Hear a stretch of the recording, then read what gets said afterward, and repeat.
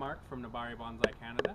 I give workshops quite often, and I just wanted to give a little overview of what goes on during workshops.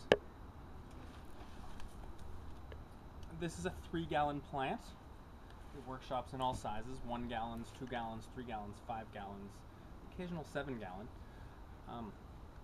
I go out in advance and I pre-select all these plants. I go through thousands of other plants before I select usually 8 to 12, depending on the size of the workshop, the size of the plant, how much time we've got, your costs. Okay, so these are such trees I have selected from many, many other trees. These are junipers. They're a Fitzifera variety. I have no idea how to spell Fitzifera.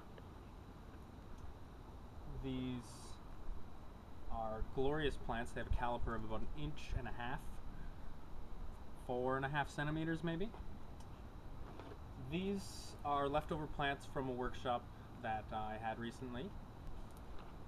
Some people think that the trees left over at the end of a workshop are the worst kind of trees. And that's actually true. I always give the best of the trees. If there's extra trees, I'll swap those trees out so that the people who have arrived have a better tree and the leftover trees are the more inferior trees. Now, that being said, I make the promise that any tree that is not used in one of my workshops will become one of my personal trees, because I will not use workshop material that is below the standard that I wouldn't want that tree in my collection. So in every workshop, we like to talk a bit about bonsai history and bonsai theory, but the important part is getting into the trees. We number off the trees and we raffle them by drawing numbers out of the hat, and then we get right into some important bonsai concepts. We talk about things like movement, we talk about things like taper, we talk about things like silhouette, which are all important bonsai concepts, things that all bonsai have in common, important things we're going to do to these trees. Here's the first tree. Let's inspect this tree. There's really only one place to look. That's here on the trunk. There's one thing about a tree that is immutable, and that is the trunk. We can bend the branches, we can cut them, we can change the size of the root ball.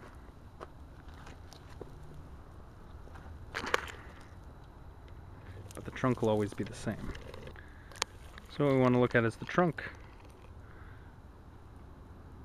And we want to look at where the bends and curves take us. We refer to the trunk that we will keep as the part with taper, and the bends which draw the eyes are the movement. The problem with this tree is that it has reverse taper. The tree is thicker up here than it is down at the base, and the rules of taper tell us that it must be thinner higher than the base. I found one of the best solutions to disguise reverse taper is to carve away some of the bark, and that reduces the visual weight of the bark at the reverse taper area, thereby creating the illusion there is no reverse taper. So we were looking at this reverse taper and considering it quite a problem, thinking of carving out some bark to lighten the visual load. This down here is a little pinched considering the girth of this tree, which I know to be more accurately represented perhaps by looking at the side. There. While looking around at this side, I found this. This I am in love with. We have a thick trunk down here. We have some visual interest in this area here going off into the branch. The only problem we have now is that our trunk here comes out towards us. Not a problem. All we have to do is bend it up. So here we have an illustration of the original front with the pinched trunk and the reverse taper, and here we have a representation of the original tree with a wider trunk. We actually see the main branches, and then of course it's easy for us just to imagine what the silhouette's going to be there. So then we have a bit of movement in this zigzag, and this interesting area down here is quite attractive as well, creating an anchor which brings us into the tree. We have good taper, the whole way up the tree. We're actually going to lose a couple branches just in this area to increase taper, and that's going to reduce a lot of the foliage here. And then we'll just wire the final branches into our silhouette, and anything that's not there when we're done wiring, we'll just give a little bit of time and it'll grow in. Alright, so we went with the second option. We turned the tree so that we got the wider trunk. I showed you that picture, and here's what we ended up with, which is similar to that. And one thing I forgot to put in that picture, which I did put here, was this huge deadwood feature. It's really nice. It's carved deep into the wood. Going to take a long time for the bark to heal around this. I'm going to have to take special precautions to make sure this doesn't dehydrate over winter. Anyway, so we've got what comes direct as very straight actually is quite accented by this deadwood, which provides us with visual movement. We've got the fat base, which was the basis of the decision, moving up into a thinner trunk, moving up into even thinner branches. So we've got excellent taper. And we've kept a large amount of foliage with this tree, but we've been able to shape it quite well, and we have this triangular silhouette which mimics a regular tree quite well. Here is another one of the trees that we'll be working on. Come in for our inspection of the trunk.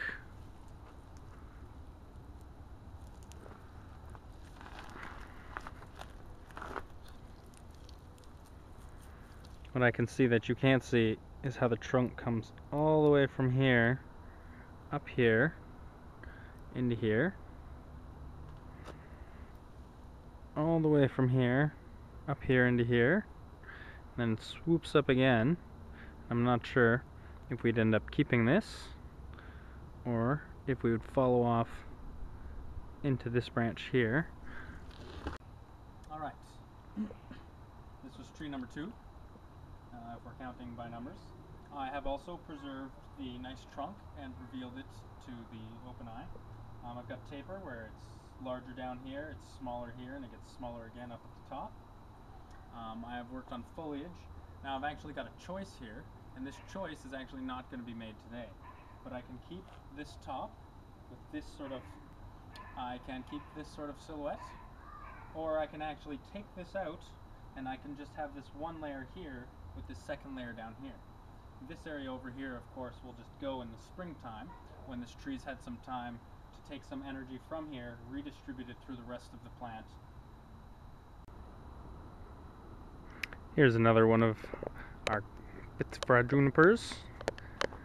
Now if we get in here and reveal this, we can say this tree is actually the fattest so far of the trees that we get to work on today. It's very short too. It bends off 10 centimeters, 2.5 inches, 3 inches from the ground. So this is the third tree, complete for the day. What I'd like to point out to you immediately, of course, is we've revealed our wide, thick trunk. We've got this movement that comes this way and then back this way, and we've developed this nice triangular silhouette, and so that's what we've got. Now by the fact that it's not complete, it means I don't want to kill this tree, so I actually left